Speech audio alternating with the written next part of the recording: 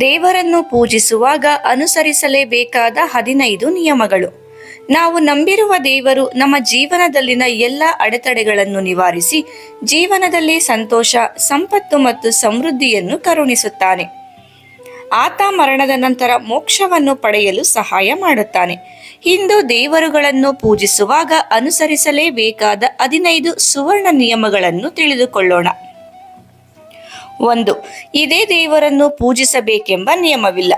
ನಿಮ್ಮ ಆಯ್ಕೆಯ ದೇವರುಗಳನ್ನು, ಇಷ್ಟ ದೇವರನ್ನೇ ಪೂಜಿಸಿ. ಆದರೆ ಪ್ರತಿದಿನ ಪೂಜೆ ಮಾಡಬೇಕು. ಬೆಳಗ್ಗೆ ಸ್ನಾನವಾದ ಕೂಡಲೇ ಪೂಜೆ ಮಾಡುವುದು ಒಳಿತು. ಅಲ್ಲದೆ ಪೂಜೆಯನ್ನು ದಿನಕ್ಕೆ 2 ಬಾರಿ ಮಾಡುವುದು ಕೂಡ ಉತ್ತಮವೇ. 2ನೇಯದು, ನಿಮ್ಮ ಮನೆಯ ಪೂಜಾ ಸ್ಥಳದಲ್ಲಿ 15 ಇಂಚುಗಳಿಗಿಂತ ದೊಡ್ಡದಾದ ದೇವರ ವಿಗ್ರಹಗಳು ಇರಬಾರದು. ಗಣೇಶ, ಸರಸ್ವತಿ ಮತ್ತು ಲಕ್ಷ್ಮೀ ದೇವತೆಗಳ ನಿಂತಿರುವ ಮೂರ್ತಿಗಳನ್ನು ಪೂಜಾ ಸ್ಥಳದಲ್ಲಿ ಇಡಬಾರದು. 3ನೇಯದು, ದೇವರ ಕೋಣೆಯಲ್ಲಿ ಒಂದೇ ದೇವರ ಅಥವಾ ಯಾವುದೇ ದೇವಿಯ 3 ವಿಗ್ರಹಗಳನ್ನು ಇಡಬೇಡಿ. ಅದೇ ರೀತಿ 2 ಶಿವಲಿಂಗಗಳು, 2 ಸಾಲಿಗ್ರಾಮಗಳು, 2 ಸೂರ್ಯದೇವರ ವಿಗ್ರಹಗಳು ಮತ್ತು 2 ಗೋಮತಿ ಚಕ್ರಗಳನ್ನು ಒಂದು ಪೂಜಾ ಸ್ಥಳದಲ್ಲಿ ಇಡಬಾರದು. 4ನೇಯದು, ಮನೆಯ ದೇವಾಲಯದಲ್ಲಿ ಯಾವುದೇ ಉಡುಗೊರೆ ಬಂದ ಮರದ ಅಥವಾ ಫೈಬರ್ ವಿಗ್ರಹಗಳು ಇಡಬಾರದು. ನೀವು ಪ್ರತಿನಿತ್ಯ ಪೂಜಿಸುತ್ತಿರುವ ಹಿಂದೂ ದೇವರ ವಿಗ್ರಹವನ್ನು ಮಾತ್ರ ಇಡಬೇಕು. ಯಾವುದೇ ಒಡೆದ ವಿಗ್ರಹವನ್ನು ತಕ್ಷಣವೇ ಪೂಜಾ ಸ್ಥಳದಿಂದ ತೆಗೆದುಹಾಕಬೇಕು ಮತ್ತು ಹರಿಯುವ ನೀರಿನಲ್ಲಿ ಗೌರವಯುತವಾಗಿ ವಿಸರ್ಜಿಸಬೇಕು. 5ನೇಯದು, ನಿಮ್ಮ ಪೂಜಾ ಮಂದಿರದ ಮೇಲೆ ದೇವರ ಬಟ್ಟೆ, ಪರಿಕರಗಳು, ಪುಸ್ತಕಗಳು ಮತ್ತು ಇತರ ಪೂಜಾ ಸಾಮಗ್ರಿಗಳನ್ನು ಇಡುವುದು ಒಳ್ಳೆಯದಲ್ಲ. 6ನೇಯದಾಗಿ, ಮನೆಯಲ್ಲಿ ಪೂಜಾ ದೇವಾಲಯದ ಮುಂಭಾಗದಲ್ಲಿ ಪರದೆ ಅಥವಾ ಬಾಗಿಲು ಇರಬೇಕು. ಪೂಜಾ ಕೋಣೆಯಲ್ಲಿ ಮೃತ ಪೋಷಕರ, ಬಂಧು ಬಾಂಧವರ ಫೋಟೋಗಳನ್ನು ಇಡಬೇಡಿ. 7ನೇಯದು, ಹಿಂದೂ ಸಂತರು ನಿಮ್ಮ ದೈನಂದಿನ ಪ್ರಾರ್ಥನೆಗಳನ್ನು ಕನಿಷ್ಠ 5 ಹಿಂದೂ ದೇವರುಗಳಿಗೆ ಸಲ್ಲಿಸಿದಾಗ ಪೂಜೆ ಪೂರ್ಣಗೊಳಿಸುತ್ತದೆ ಎಂದು ಉಲ್ಲೇಖಿಸಿದ್ದಾರೆ. ಇದನ್ನು ಪಂಚದೇವ ಎಂದು ಕರೆಯುತ್ತಾರೆ. ಅದರಲ್ಲಿ ಒಬ್ಬರು ನಿಮ್ಮ ಇಷ್ಟ ದೇವರಾಗಿರಬೇಕು. ಪ್ರಾರ್ಥಿಸಬೇಕಾದ 5 ಪ್ರಮುಖ ದೇವರುಗಳೆಂದರೆ ಭಗವಾನ್ ಸೂರ್ಯ, ಗಣೇಶ, ದುರ್ಗಾ, ಶಿವ ಮತ್ತು ವಿಷ್ಣು. 8ನೇಯದಾಗಿ, ಪೂಜೆಯನ್ನು ಯಾವಾಗಲೂ ಪೂರ್ವ ಅಥವಾ ಉತ್ತರಕ್ಕೆ ಮುಖ ಮಾಡಿ ಮಾಡಬೇಕು.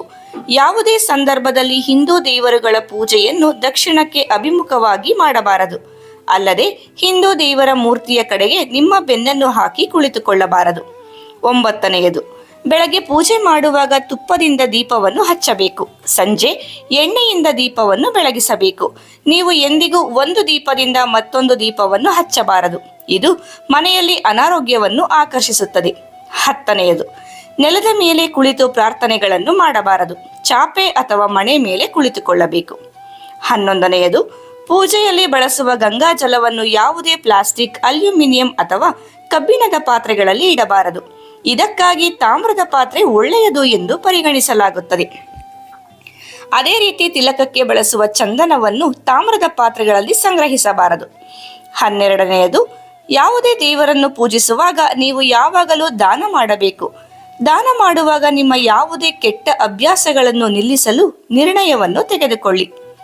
ನಿಮ್ಮ ಋಣಾತ್ಮಕತೆಯನ್ನು ನೀವು ಎಷ್ಟು ವೇಗವಾಗಿ ತೊಡೆದು ಹಾಕುತ್ತೀರೋ ಅಷ್ಟು ಬೇಗ ನಿಮ್ಮ ಆಸೆ ಈಡೇರಿಸಲಾಗುತ್ತದೆ.